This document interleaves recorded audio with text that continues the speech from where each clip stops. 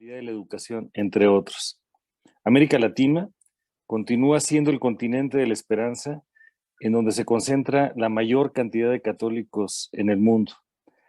Y se ha encomendado a la educación católica una inmensa, trascendente tarea para los nuevos tiempos, y es la Iglesia la que puede ser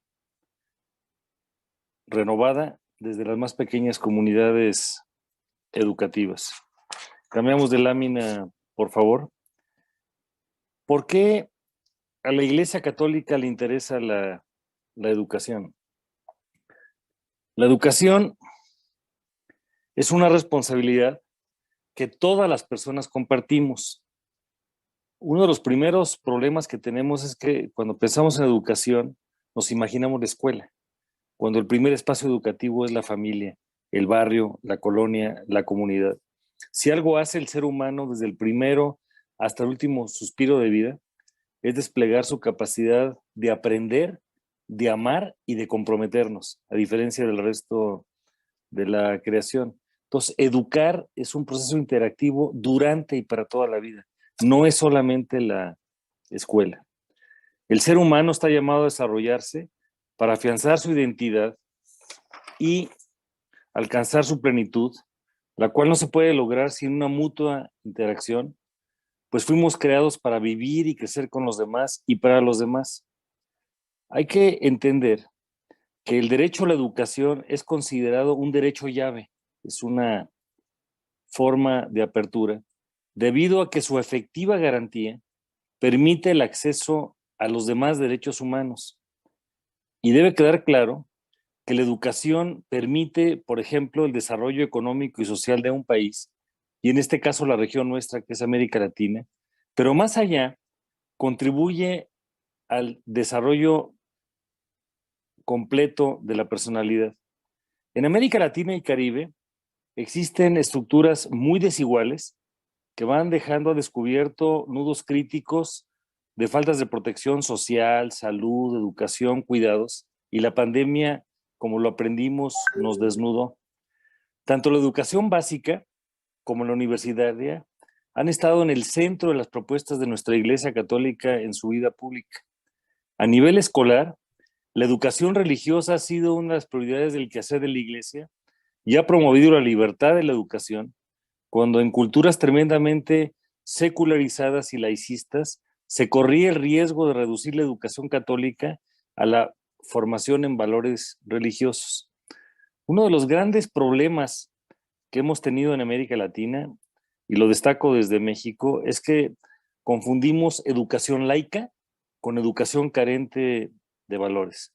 Desde la conquista se le encomendó a órdenes religiosas impartir educación en el continente y fueron los primeros, como sabemos, en alfabetizar a la población originaria. Cambiamos de lámina. ¿Cuáles son los primeros aportes de la Iglesia Católica en la educación? Fue la incursión en el orden de franciscanos, agustinos, dominicos y jesuitas, donde las primeras escuelas estuvieron ligadas a órdenes religiosas que llegaron al continente a causa de la fuerte necesidad de evangelizar a la población y transmitir las enseñanzas del Evangelio. Y ya desde su llegada, y mucho antes de los decretos reales, las órdenes religiosas comenzaron a fundar escuelas y luego al paso lo hicieron educación superior, que fue la consecuencia natural del progreso del binomio educación-iglesia. Las primeras escuelas, como recordaremos, fueron creadas durante el siglo XVI, ya cuando había varios descendientes de españoles, y se centraban en enseñar a leer y escribir, y al mismo tiempo se inculcaba la religión católica, el latín y los valores necesarios para vivir en sociedad. Después de la conquista, por ejemplo, en Nueva España, Hernán Cortés le solicita al rey que envíe religiosos a México para que conviertan a los indígenas al cristianismo. En respuesta a esta solicitud, en 1523 llegan 3 franciscanos procedentes de Flandes, cuyos nombres castellanizados eran Fray Juan de Ahora, Fray Juan de Tecto y Fray Pedro de Gante. Ese mismo año, en 1523, Fray Pedro de Gante funda la primera escuela de cultura europea en el continente americano y la dedica a la enseñanza de los muchachos, como él mismo decía en sus cartas. Todavía se conserva en el lado norte del atrio de la actual catedral en Texcoco, en México, conocida como la Capilla de la Enseñanza o la Capilla de Gante. Cambiamos de lámina. ¿Cuáles fueron las primeras aportaciones de la Iglesia Católica, por ejemplo, en la educación superior? Aquí conviene recordar que es precisamente la Iglesia Católica, nuestra Iglesia, la que funda las primeras universidades. Y es el caso de Bolonia, de París, de Salamanca, en el viejo continente.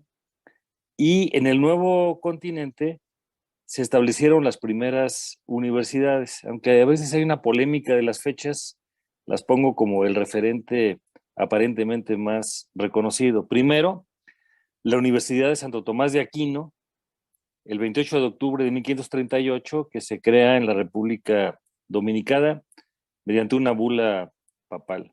Segundo, la Universidad Nacional Mayor de San Marcos en Perú, que se crea también por una cédula real. Y tercero, la Universidad Pontificia, la Universidad de México, que se funda en 1553. Esta obra educativa tiene que reconocerse como una gesta heroica, en principio y después como un aporte fundamental a la labor del Estado con mayúscula y de los particulares para insertar a los educandos en la realidad y hacerlos mejores personas. No se explica la universidad en el mundo y no se explica la universidad en América Latina sin nuestra Iglesia Católica. Nuestra Iglesia ha trabajado por años en la obra educativa. Sin embargo, en los últimos años aparecen tendencias para relegarla de algunos sistemas educativos y es con la emergencia educativa que se ha visualizado en los últimos años la necesidad de tener una mayor interacción con la sociedad.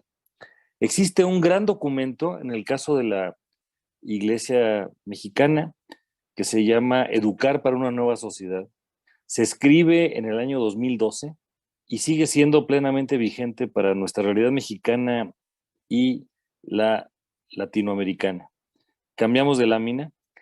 Pues precisamente es la emergencia educativa, una realidad que nos interpela en América Latina y nos podemos hacer muchas preguntas. Por ejemplo, ¿es la educación para el mercado? No.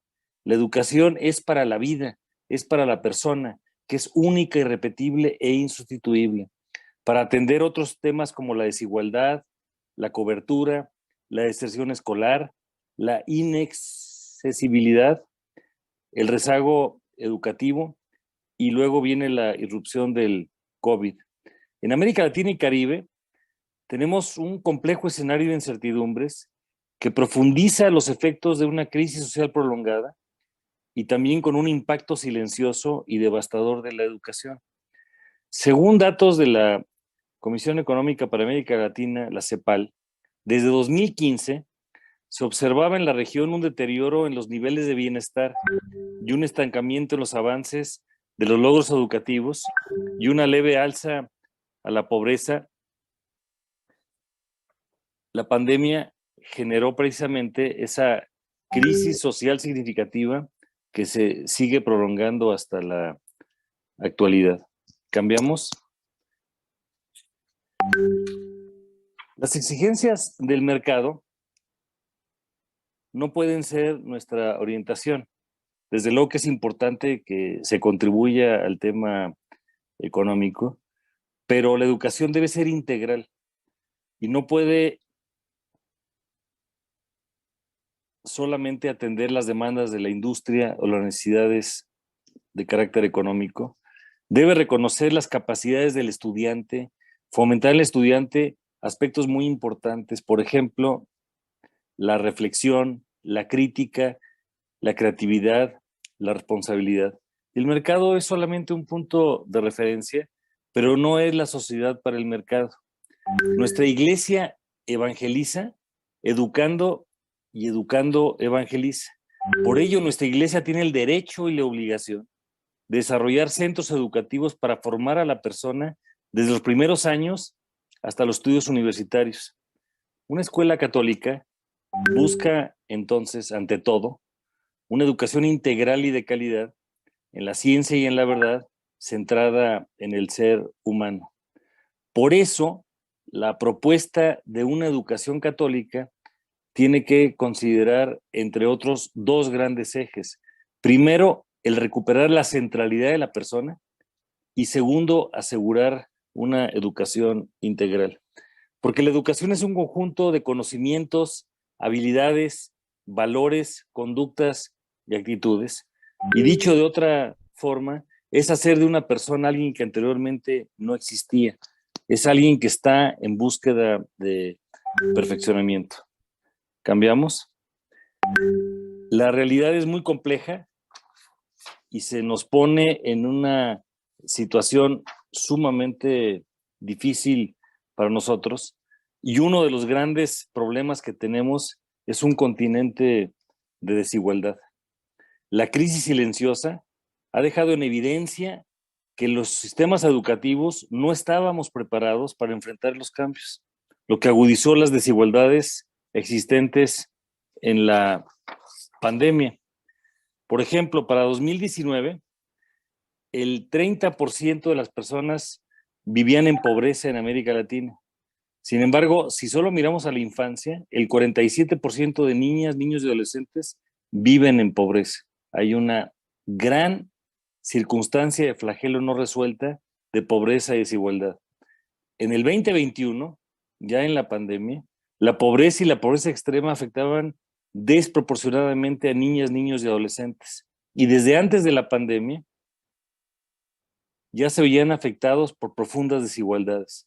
En términos agregados, esa reducción de la desigualdad quedó interrumpida en la región y se ha mantenido prácticamente sin variaciones de 2017, con un empeoramiento a partir del año 2020 que esperemos se pueda ir revirtiendo lo más pronto posible.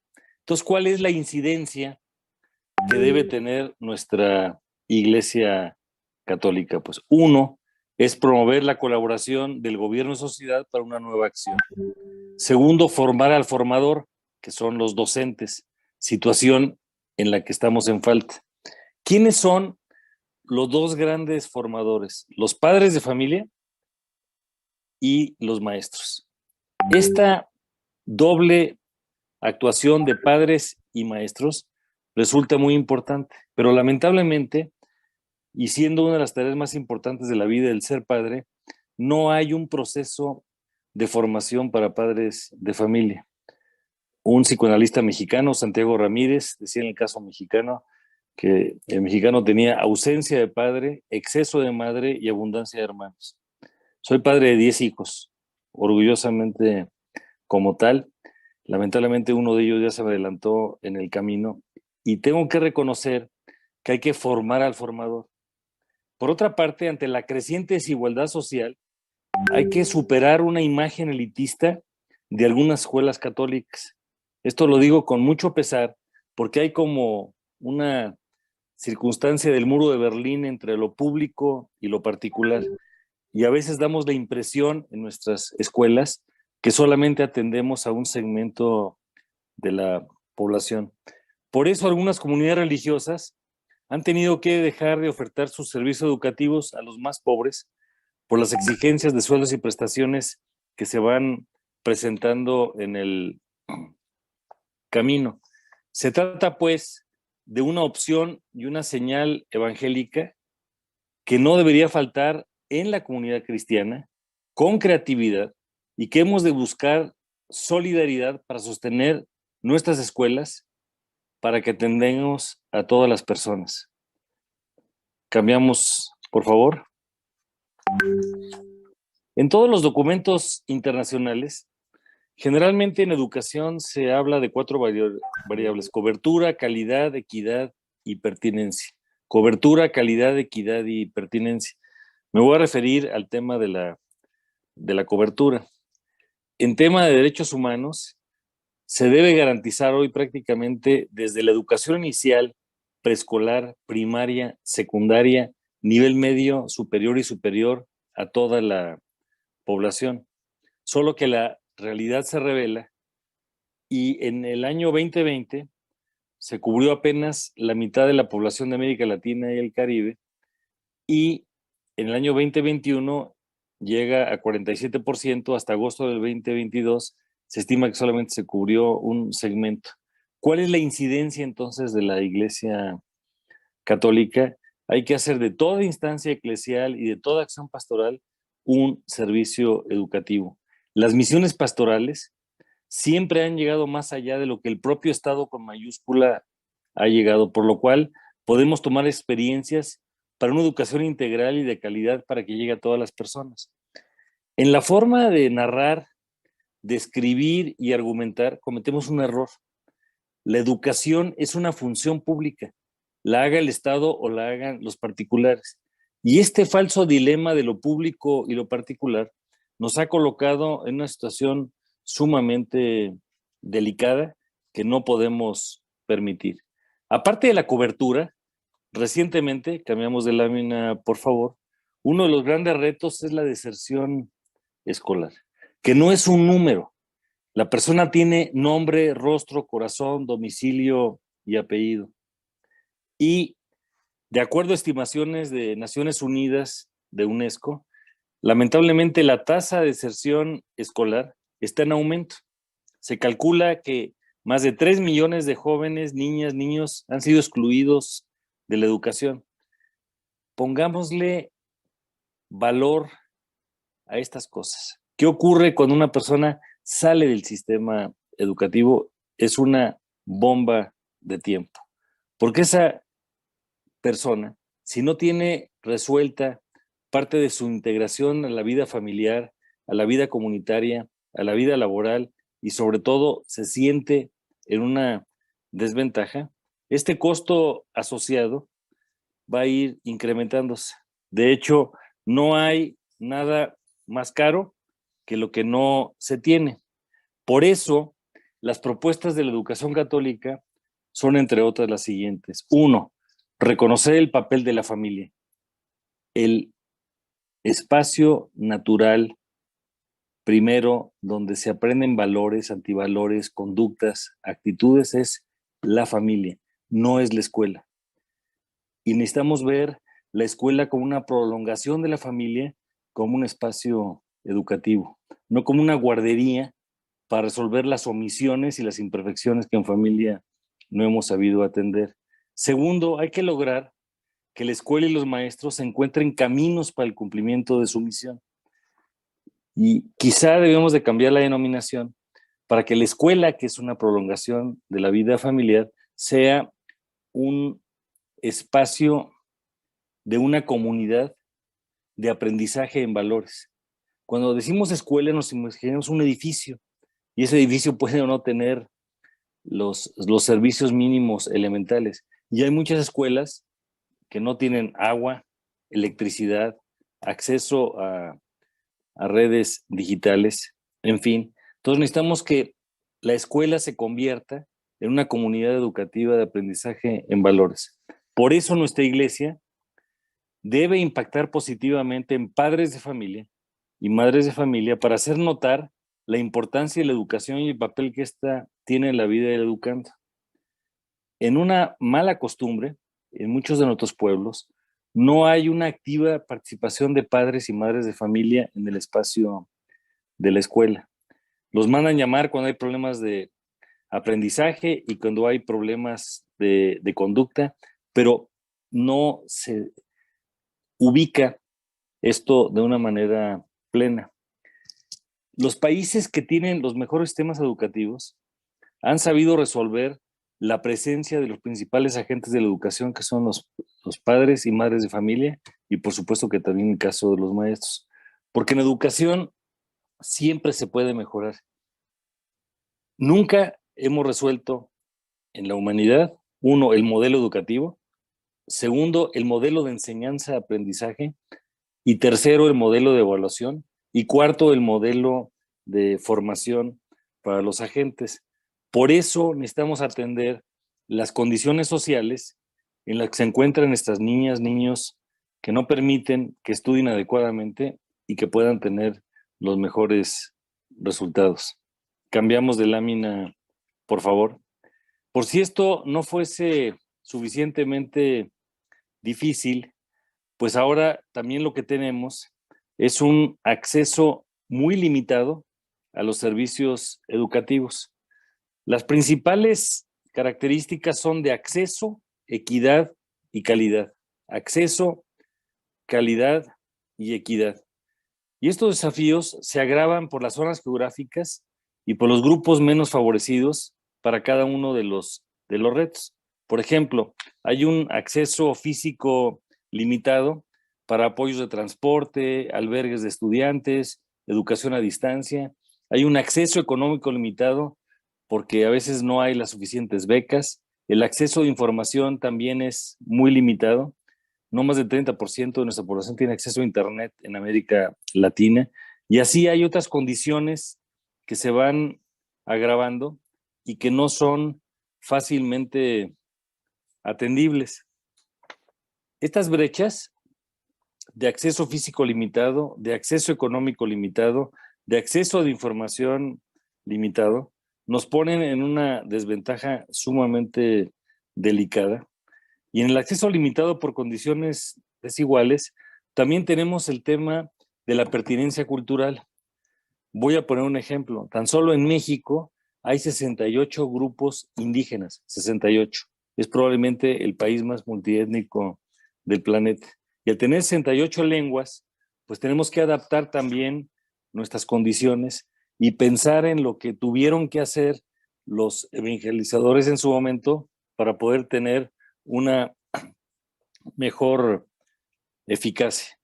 Entonces, las propuestas nuestras en este sentido tienen que ver con aspectos de un reconocimiento de que ahí está el reto y que tenemos que ver cómo lo vamos a resolver.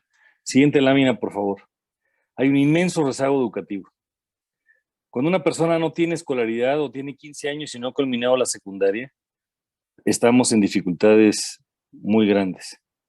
Por ejemplo, una investigadora de la Universidad Nacional en México señala que el rezago educativo en América Latina, particularmente en lo más reciente que hemos vivido, puede ser de 2 a 4 años, porque se prevé que 4 de cada 5 alumnos de sexto grado en América Latina y el Caribe no alcanzan, y esto es muy delicado, el nivel mínimo de comprensión lectora. De acuerdo con informes del Banco Mundial y de UNICEF, esta nueva y alarmante estimación también sugiere que luego de los 2 años de cierre de las escuelas en la pandemia en la región a causa de COVID, los resultados del aprendizaje podrían haber retrocedido hasta 10 años. Traemos un problema de aprendizaje, un problema de deserción, y ahí es donde las propuestas de nuestra iglesia son importantes. Por ejemplo, el promover la colaboración del gobierno y sociedad para una nueva acción, el buscar una educación de calidad y también el poder formar a los formadores. ¿Cambiamos? Esta recuperación de la tarea educativa hay que entenderla porque el centro educativo de la iglesia tiene que revisar su calidad y su eficacia.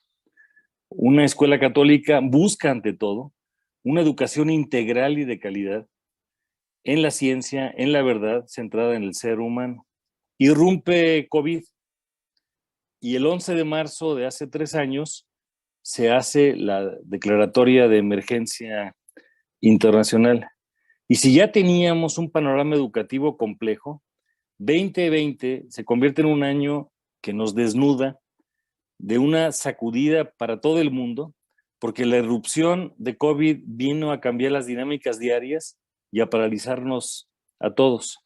La suspensión de clases permitió salvaguardar a los docentes y educandos desde el punto de vista de la salud. Sin embargo, produjo nuevos retos. Por ejemplo, métodos de enseñanza. No estábamos preparados para la parte digital, para la parte interactiva a distancia. Las formas de aprendizaje se convierten en algo diferente. Los contenidos se transmiten de otra manera. El rezago educativo continúa y estamos frente a una gran deserción escolar. No había modelo educativo, no había modelo de enseñanza-aprendizaje, no había modelo de evaluación y no habíamos preparado a nuestra sociedad para que nuestros dos grandes agentes, los padres y las madres de familia y las y los maestros, pudieran actuar. Y como suele ocurrir, los lugares de mayor desventaja son los que resultaron más perdedores. Y nuestra región no logra avanzar en la recuperación de estos impactos y retornar a lo que vivíamos antes del 2019. Cambiamos de lámina, por favor.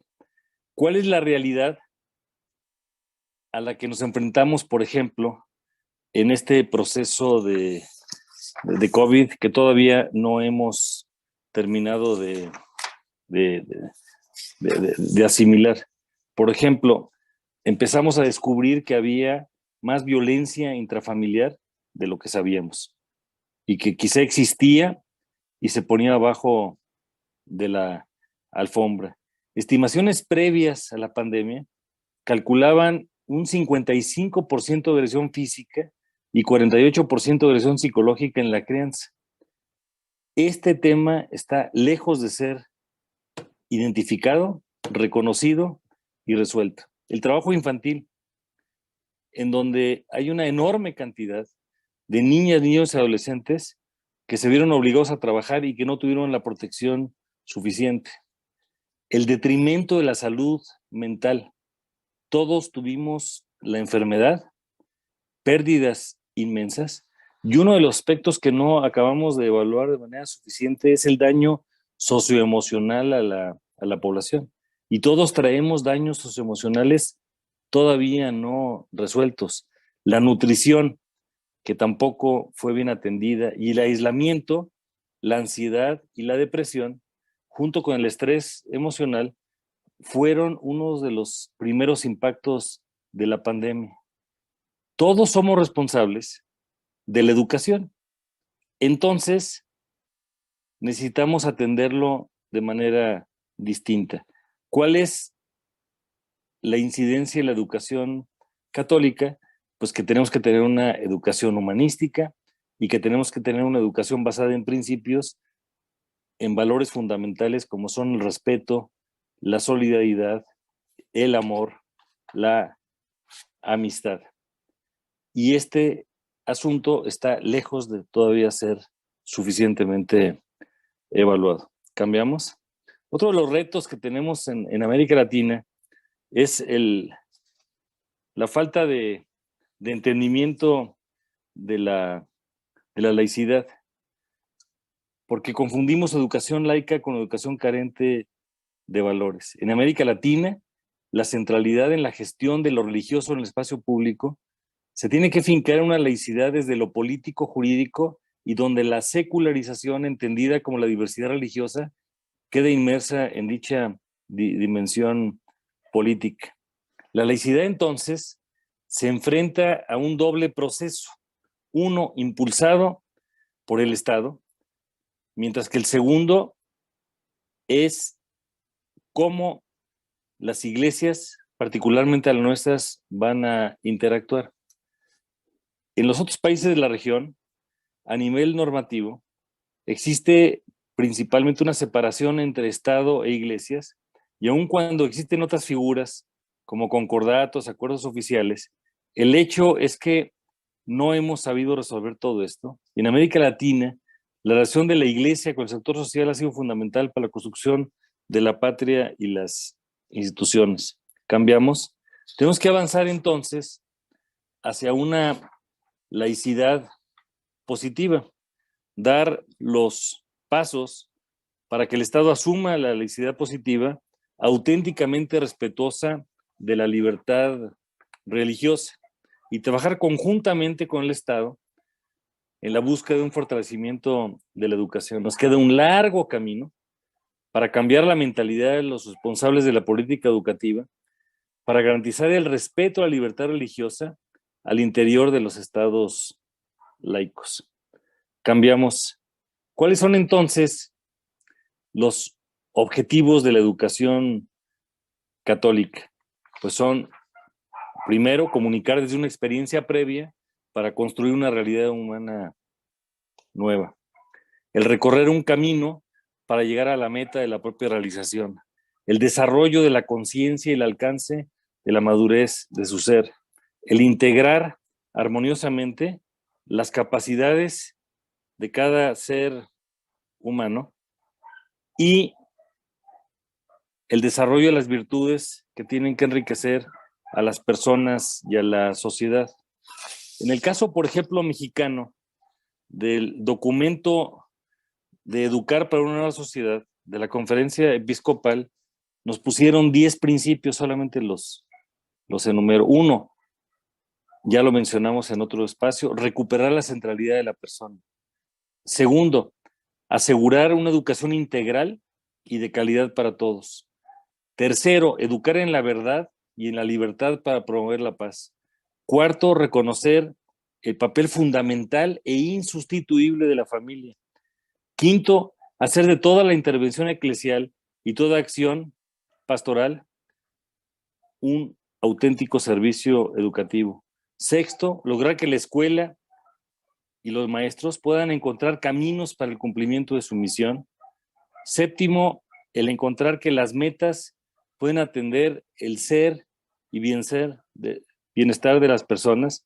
Y así siguen otros, como promover la colaboración con los gobiernos, el papel de los medios de comunicación, formar a los formadores, y todo esto pues, es un proceso en el que nunca terminaremos, porque la experiencia educativa, en cuanto a comunidad de cultura, se convierte en el camino más adecuado para que la persona afine y desarrolle sus múltiples cualidades espirituales y corporales. Porque educar también tiene que ver con cultivar. Es una semilla que se siembra y si se abandona, no tendremos un futuro mejor. Cambiamos. Algo que tenemos que insistir como algo trascendente es el tema de los valores. Si no hay valores, no hay educación. Y los valores más importantes que tienen que cultivarse, entre otros, son la verdad, la libertad, el amor, la solidaridad, que es el rostro social del amor, y el educar para un sentido de trascendencia. Educar es un derecho que abre el paso para el disfrute de otros derechos humanos. Es un derecho llave, ya lo habíamos dicho al principio de la intervención, y el derecho a la educación es un derecho humano que se integra con derechos económicos, sociales, culturales, y por eso es de suma importancia resaltar la relación del derecho a la educación con otros derechos humanos, porque en el ejercicio de la libertad está la posibilidad de mejorar nuestra vida, logrando una realización personal y social. Un método será realmente educativo si valora el papel de la razón como una capacidad para descubrir la verdad. Y en todos los niveles educativos hay que trabajar para que las generaciones no desconfíen de la razón y que, sin desconocer también los límites humanos, puedan lograr la verdad y la libertad. La verdad os hará libres. San Juan 8:32.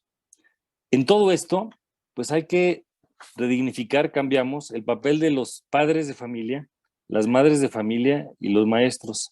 Si cambiamos la lámina, por favor.